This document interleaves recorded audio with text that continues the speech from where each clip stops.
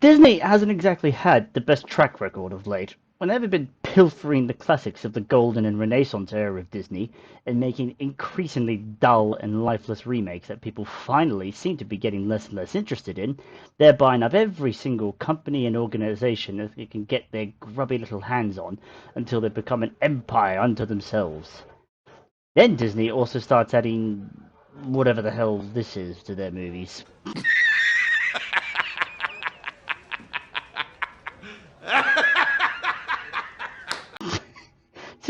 This blue fairy looks like it came straight from the Village People. I'm just waiting for her to start singing Macho Man and In the Navy with an impromptu dance segment. Pinocchio straight out of one of my worst fever dreams. But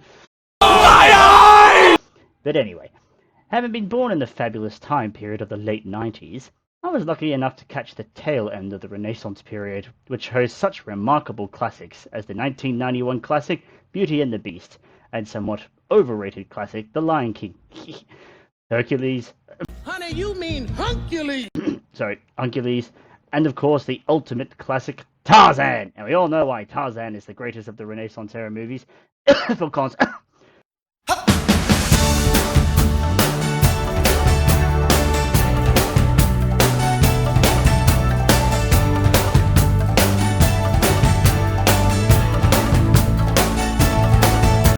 Oh, Philly C, you are too perfect for this world.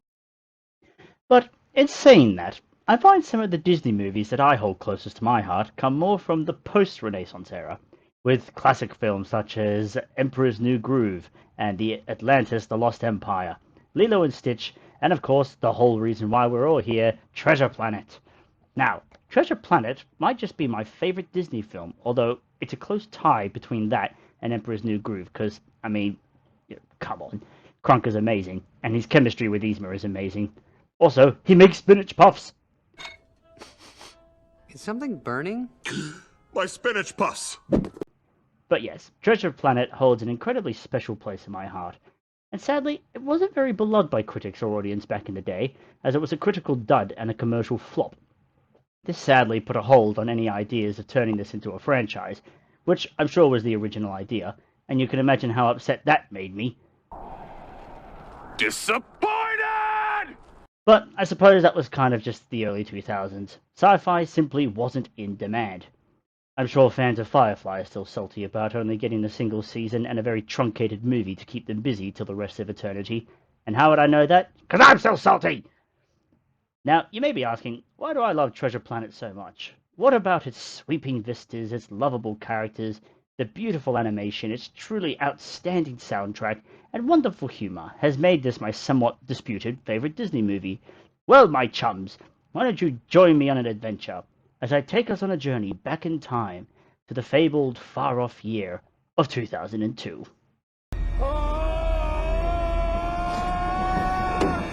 Based on the 1883 classic novel Treasure Island by Robert Louis Stevenson, Treasure Planet was able to combine two of my favorite movie genres into a single, beautifully animated film. Those genres being pirate movies and science fiction. It's a joke. Composer James Newton Howard worked painstakingly at combining the two genres into a single, cohesive soundtrack, and holy crap did he knock it out of the park. I don't know much else of James's work, except the work he did on Atlantis, which was also a failure. Yeesh. But from those two films alone, he quickly became one of those composers I could always pick out, and had a big dopey smile on my face whenever I heard him. At time of writing this script, it's almost midnight and I'm listening to the soundtrack, and I feel like going on a swashbuckling adventure amongst the stars, and killing peasants like a true maniac with a sword. Hey!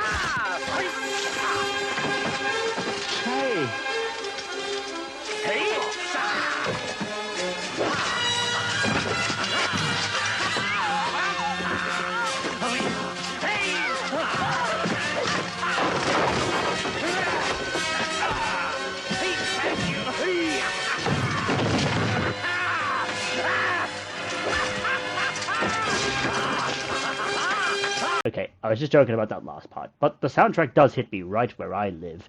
And that's more than can be said about most soundtracks I hear these days, which are sounding awfully generic and forgettable as of late. Ever since Inception came out, it's all been about the horns going blah, And just the other day, I saw someone call those horns the angry boat noise, and now I will never unhear that, and it's great. Moving on, even the two songs by John Riznik,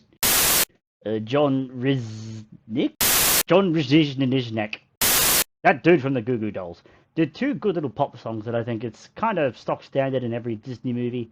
Every Disney movie has one or two pop songs that get played on the radio to help promote the film, and I promise you, every Disney movie has this. But back in the day, they were much more rock orientated, which is always a win in my books.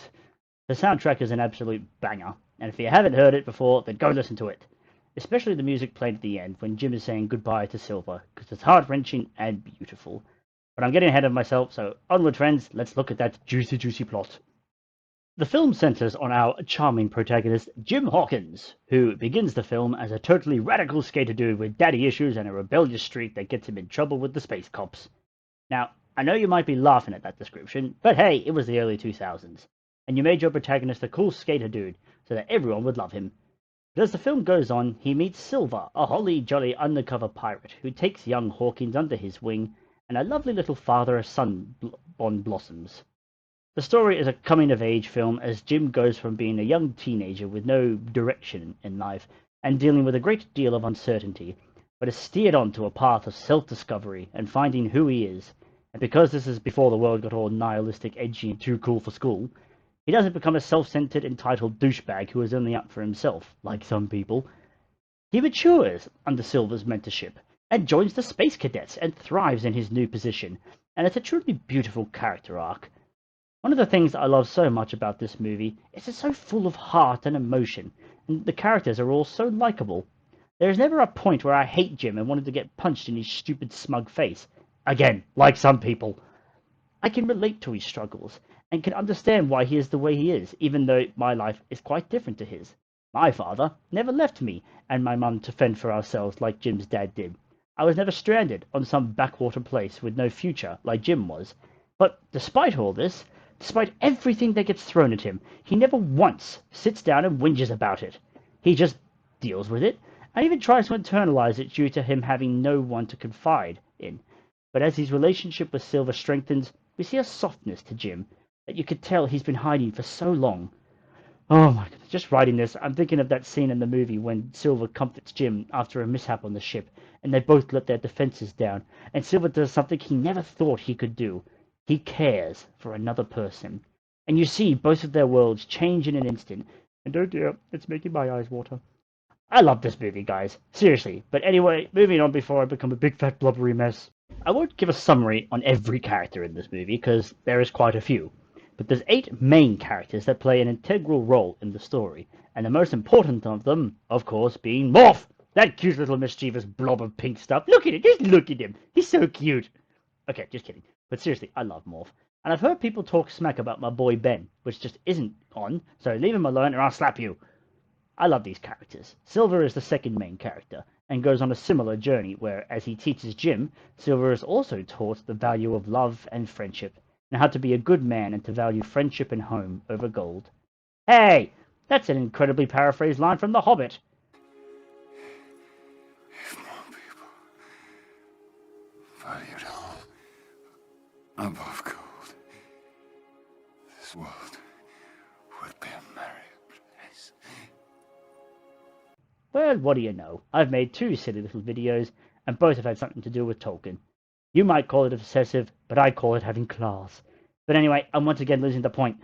Silver is awesome, and he also has a wonderful character arc, because this movie was made back in the day when setup and payoff was actually a common thing, and not a bizarre rarity as it's become in today's market. Another truly smashing character, Dr. Doppler, whose spacesuit still makes me laugh, and the fact he speaks fluent Flatula is just something you don't get these days.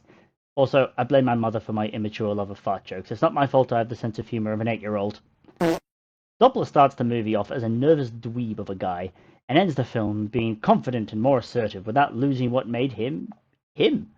And Captain Amelia, voiced by the phenomenal Emma Thompson, is just perfection from start to finish. She goes through her own character arc of mainly dismissing everything Doppler and Jim say, by then marrying Doppler and recommending Jim to the Admiralty Board. But quite frankly, she could have stayed exactly the same, and I still would have been absolutely entranced. Emma Thompson kicked more ass than a goose-stepping Nazi at the Royal Ass-Kicking Convention, and I love her. Morph is the usual non-speaking sidekick that is adorable and conveniently highly marketable, and quite frankly, I'm a sucker for that little trick, and it gets me every time. I mean, I could see it from a mile away, but it just works, and I'm powerless against it, so more fool me, I suppose. But he's cute, and he's actually useful to the characters and important to the plot, which is always central to any character. And he's meant to be a stand-in for Silver's parrot in the book, and I love parrots, so it's a double win in my books.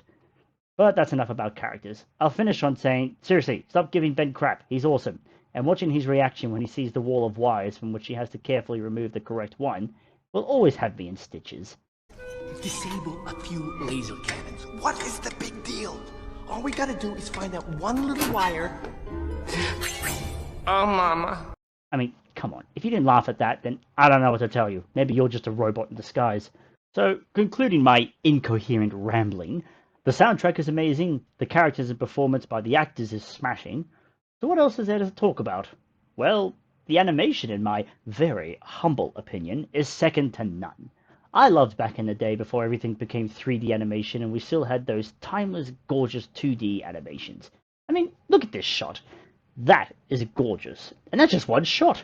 The film is filled to the brim with beautiful cinematography that's enough to make a grown man cry. But as we all know, grown men don't cry. So suck up that tear, soldier! In most animated films these days, largely films with 3D animation, I've often felt that they all look the same and there's nothing really separating them. You could take a character from almost any modern Disney film and compare it to another, and they're bloody identical. I don't know if it's because all rendered by a computer and they don't draw the characters anymore. I wouldn't know a thing about animation because I'm an old man with a remote control with too many buttons when it comes to animation. So, I may not know a lot about animation, but I definitely know a thing or two about things that actually look good and things that look somewhat silly and rubbish. And I can tell you right now, I certainly fall into the latter category. But this movie is stunning, just stunning. But what makes each scene stand out so well is that it's usually accompanied by actors with terrific dialogue and just truly stellar music. Or should I say, interstellar music.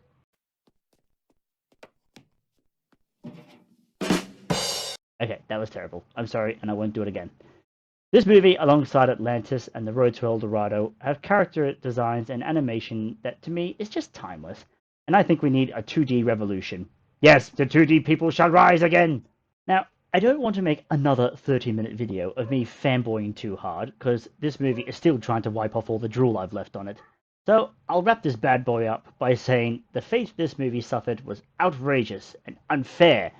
But again, it was just the time period. I also think we can safely blame Lord of the Rings for sci-fi being out of season, because it seems that fantasy was what was so hot at the time. And quite frankly, I think I can take that trade, because as I've already stated 100 times, Lord of the Rings is perfect. And if you disagree, then quite frankly, hope the door doesn't hit you on the way out. Actually, I take that back. I hope the door hits you really hard on the way out, you destroyer of love and joy. Man, I gotta stop talking about Lord of the Rings and focus! But yes, with all the live-action remakes Disney is doing, it's only a matter of time till this film falls in the mouse's crosshairs. And because there is only one live-action remake that was somewhat decent, and no, it wasn't Beauty and the Beast, although Luke Evans as Gaston was perfect, I'm sure a live-action remake of Treasure Planet would be the final thing to push me over the edge and make me go on that workplace massacre. But until then, not today, my friend. And I could be happy with the fact that these wonderful treasure troves of films haven't been pilfered by the grubby, greasy, grotesque gangs of Overlord Mickey.